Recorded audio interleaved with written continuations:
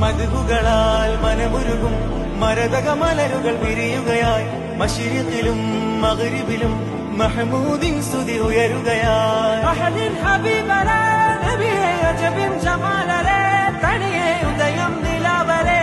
എന്റെ സീതരേ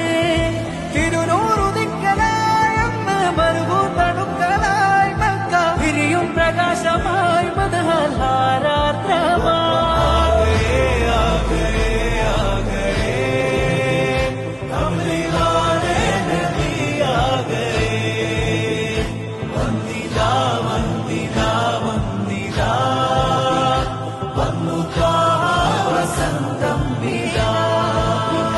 ലോകമാകെ പടക്കാൻ സബബാം നബി